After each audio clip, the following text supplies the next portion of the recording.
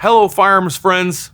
The name of the game today, trench shotguns.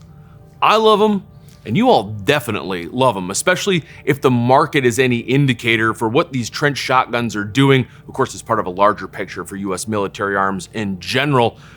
You all definitely love your trench shotguns. And if you are a collector of trench shotguns or you aspire to be, have we got a video today for you with some highlights from our August 21st through 23rd premier firearms auction.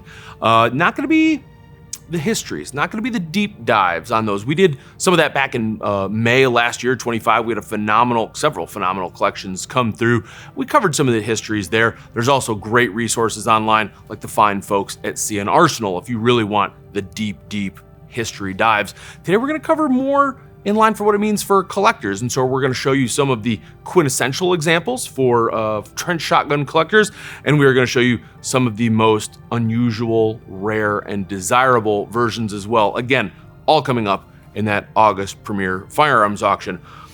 And of course, you gotta begin at the beginning. With US military trench shotguns, that is the Winchester Model 1897. The beginning of all things trench shotguns, not combat shotguns, of course. Shotguns in combat predate the 1897 by centuries. But when it comes to America, this is where it started, and it's what gives, of course, the trench shotgun its name from its strong and superior performance during the trench warfare of the Great War. Their use actually predates that. You see them used against Moro tribesmen in the Philippines, and it's because of that stopping power there that they're like, oh, this could probably be effective across the other ocean. And so we see their presence in Europe during the Great War. John Moses Browning design, it's an improvement over his 1893, which of course was the shotgun he finally got to make after being told by Winchester in 1887 that they didn't want a pump action, they wanted a lever action shotgun because they're a lever action company. So it's essentially a shotgun from John Moses Browning 10 years in the making. Although we're talking about the beginnings, our eagle-eyed viewers will have noted already that this is actually a World War II production, 1897. How do we know? Well, a couple things. Some are too small to see from there, but when you get in real close, this has the 4-dot heat shield on here. The World War I examples will have a 6-dot example, and they're offset. The dots here go in nice even rows. The 6 dots are kind of offset, think like the stars on an American flag. Very wonderful patriotic example. Because this has more space between the dots too, you'll also see that dimple go between the dots. On a World War I example, where there's less space in between those rows, the dimple actually takes the place of one of the holes. More important than the heat shield, although that's just sort of the easy eyeball test for telling World War I from World War II production. World War I's a solid frame. World War II is a takedown frame. So another very easy way to detect that. Other changes aren't quite as easy to see unless you have examples really side by side, like the stocks, for example. World War II has a thicker wrist, thicker stock in general. World War I has a bit of a taller comb on there. So things are made a little more rugged, reliable for World War II as the design progressed. Chose this example to show you because it's outstanding. This is an amazing example of a Winchester 1897 World War II production. All these markings are super crisp. You have like puckered edges on here. I'm looking on the left side here. We have our GHD cartouche on the stock. That's Guy H. Drury, one of the sub-inspectors. The wood grain is phenomenal. There's really minimal handling marks on this whole thing. It is a gorgeous 1897. And we show this too because as collectors, it's important to know what the really good stuff looks like. Not only because it's something to aspire to one day if you are an aspiring collector, but it's important to know too because if someone offers you something that looks like this for a price that's too good to be true, it probably is. So be on the lookout for things like that. If you're an advanced collector, this is the 1897 you've been waiting around for. This is a fantastic example. Next up on the front of the table, another quintessential American fighting trench shotgun, the Winchester Model 12. A legend in its own right, and like most American fighting shotguns, its reputation precedes it in the commercial or the retail market before it really becomes a military presence, and the Model 12 is a legend in its own right. T.C. Johnson's design for Winchester is one of the most popular shotguns in the United States for wing shooters. Obviously a little bit of a departure from your grandpa's pheasant gun or his duck gun. The Model 12 is the fighting shotgun of World War II. So we've replaced the 1897 at that point. The primary trench shotgun World War II is the Model 12. There's about 6,800 true trench guns produced. Now the US government, and here we go for collectors, US government purchases about 60,000 Model 12s, but they're used in a varying duties. So you have some that are used for guard duty, you have some that are used for training, especially like machine gunners who they want to teach to lead an airplane. Well, a great way to teach about leading is with a shotgun and with trap or skeet shooting. So a lot of these guns, and you'll find this with various models, get bought in several different configurations. Obviously what most people are after are the trench shotguns, right? With the heat shield and the bayonet lug, they look pretty mean. But very few of that overall production is actual trench shotgun. So something to watch for with this and with the Model 12. This is a 1943 production. It is a true trench shotgun. We have all the markings we could want. We have the parkerized finish. We have a lovely heat shield on there. And of course, the giant bayonet lug up front. Most famously, these see use in the Pacific. Again, this parkerized finish is kind of perfect for the wet, humid environment that they're going to see over there because they had such success there. Of course, we already mentioned they see continued service into Korea and into Vietnam as well. Now, this is an improvement as far as trench shotguns go because there's one less giant hole for dirt and mud and things to ingress into the gun. And that's the back. Here we have the hammer, which when you do work the action, the whole bolt essentially is coming out the back of the gun. Pretty opportune moment for things to muck up your action a bit. Here we have the enclosed hammerless design of the Model 12. So an improvement for a couple reasons. And this is another excellent example. We have 98% of that original parkerized finish. The wood is minimal handling marks, just another fine example. So two quintessential American fighting shotguns. If you were starting a trench gun collection, this is where you start. These are the two essentials. These are two of the most produced trench shotguns in US military history. Now let's clear the table and let's take a look at some of the options that you might be seeking if you are an advanced trench shotgun collector. All right, trench shotgun collectors, let's get into the good stuff. You know you're getting into the good stuff when the most produced gun on the table has only 3,500 that were ever made, and I'm referring to the Winchester Model 10A trench shotgun. This is a Pedersen design, so our third prolific designer in as many shotguns. It originally starts life in 1908 as the Winchester pump-action repeating shotgun, and they realized that was a mouthful, and they renamed it the Model 10 in 1911. Here's another one that, boy, stands out across the room. You can instantly tell Model 10A trench shotgun, large wooden handguard. When you say that, run, don't walk over to take a look at it and inspect it. Of course, because these are so rare, you see a lot of reproductions, you see a lot of out-and-out fakes. Thankfully, they do fall with that 3,500 figure into a pretty tidy serial number range, so it's fairly easy to determine the contenders from the pretenders. That said, because they're so rare, if you're a beginning collector and you want to get your hands on one, or you're an experienced collector and you haven't been able to find a Model 10 yet, they also were purchased for as riot shotgun configuration, so without the heat shield, without the bayonet lug, with the short barrel. You may also see them in a training configuration, so there's lots of ways to collect a Model 10 and to have it US marked, that were US purchased, that aren't necessarily in the trench shotgun configuration. But a Pedersen design, absolutely rare. I can count probably on both hands the number I've seen come through Rock Island. Lovely to have one here again in person. And so from 3,500, we go to the next rarest gun on the table, which is right up front with our Ithaca Model 37, with only 1,422 that were ever produced. And without going in again to no deep dives on the history, but Ithaca made fine American doubles. Side by sides was the market, and they had that market. They're making fine shotguns early 20th century. But the market demanded repeaters, and Ithaca needed a repeater. And around that time, it happened to notice that, the patent on that Remington Model 17 was expiring. So Ithaca took that patent, the Model 17, made some improvements, and began making their Model 37. Now, also out of that Model 17, there's a number of other designs as well.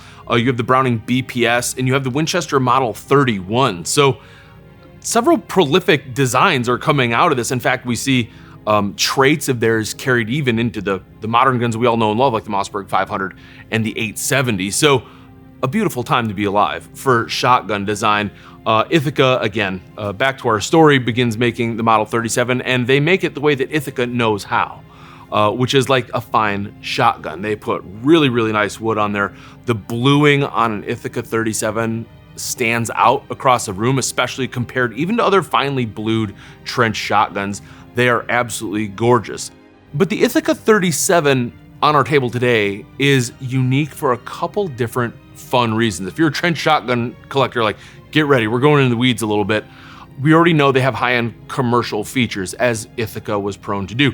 Beautiful wood, high-end bluing, this example has. However, a trench shotgun, typically on an Ithaca, we're not gonna see a panel scene, we're not gonna see the checkered pistol grip, and we're not gonna see the checkered forend. But let's put that into context a little bit, because Ithaca absolutely included those things on early production versions of their riot guns and their long barrel trainers. You'll absolutely see those with panel scenes, and you will see them with checkering.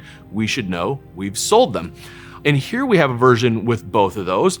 And by the way, including early commercial features or commercial features into early wartime production is not unique to Ithaca. We've seen that for a number of brands who, when trying to satisfy the sudden and great requirement for wartime materiel, dip into the commercial or retail side, and you'll often see commercial or retail markings. A classic example, and another combat shotgun in the Remington 11 or the A5, whichever one you want to call it, where you see the Sportsman on there, and they're using those, of course, for various duties: riot, aerial gun training, guard duty, etc. So not unique to Ithaca, but it is fun to see it on here. This serial numbered Ithaca is just before the sort of generally accepted range for the Ithaca Model 37 trench shotgun. So for it to have features that other early Ithaca fighting shotguns had on an early trench gun, I think is incredible. I mean, the word prototype gets thrown around a lot, and I don't want to do that without documentation, but I think with a little extra research on that Ithaca Model 37, a collector could find something pretty exciting. And speaking of things that a collector might find pretty exciting, this is a Remington Model 1100.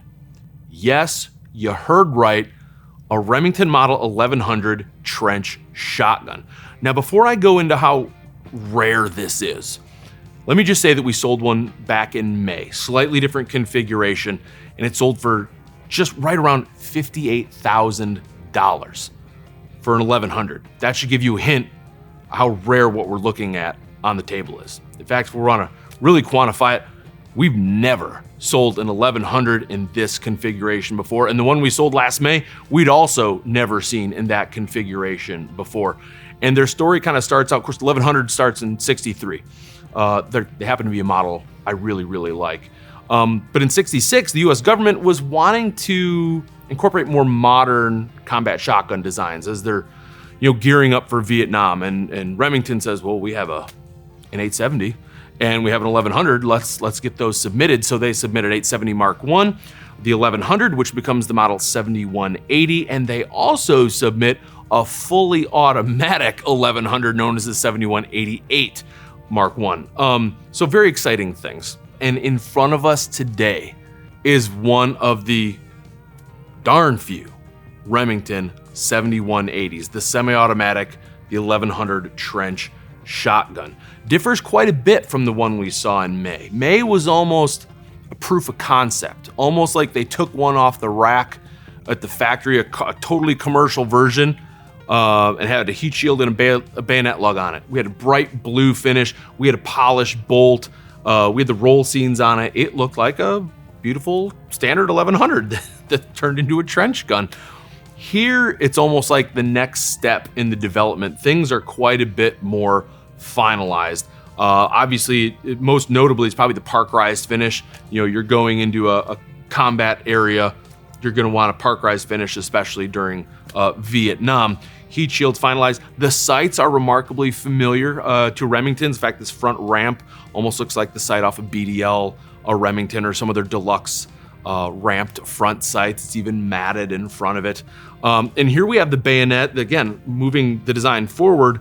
Now we're set for our M7 bayonet. So again, we're standardizing a little bit more. We're a little further along in the design process, and we have a little bit more rugged, sort of military style wood that we associate. But it's not completely different because we still have the roll mark designs on the frame that we all kind of come to know and love from the 1100. Gone is the polished bolt. Here we have black oxide again. So further along in the process, no reflective surfaces, right, that anyone's going to see shining in a jungle environment. Some of these were shipped by Remington to Quantico for testing. Some were shipped to the field for in the field testing. The 870 did well enough, the 870 Mark I, to be adopted in 1969.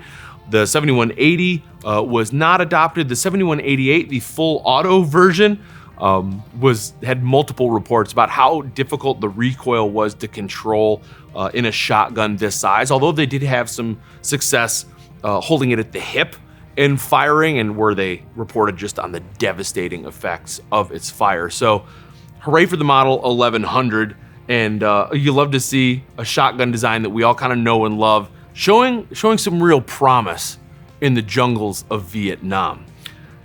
Again, this is the only example in this configuration we've ever offered. The one in May was the only one in its configuration, and those are the only two 1100 trench guns that we've ever offered, both the 7180s. So if you're an advanced collector, this is it. This is your chance. I don't want to exaggerate, but it's absolutely a once in a lifetime chance to get a gun that's not only so rarely produced, but came directly out of the Remington Factory Museum. Which also explains, by the way, its ridiculously high condition. You're talking about a 98% of that original parkerized finish, which may suggest too that it was one of the ones shipped to Quantico that then came back to the Remington Factory Museum, or Remington, and then placed in their factory museum, as opposed to one of the ones that saw field testing. So interesting to think about. Everything on this table is supremely rare and desirable, but a Remington 7180 might just be a once in a lifetime opportunity. And that's what you can find in the August 21st through 23rd Premier Firearms Auction. From the collection quintessentials to the rarest of the rare, everything in between, World War I, World War II, Korea, Vietnam, and beyond will all be there, of course, in addition to a host of other wonderful, wonderful military arms. If you can, I highly recommend coming to our preview day in Bedford, Texas. That's on August 20th, the Thursday before the sale. You can put these in your hands. You can inspect them in person. If you can't, of course, head to the website. Lots of pictures, more information on these fantastic trench guns. And of course, you can place all your bids there too. So until next time, keep your powder dry.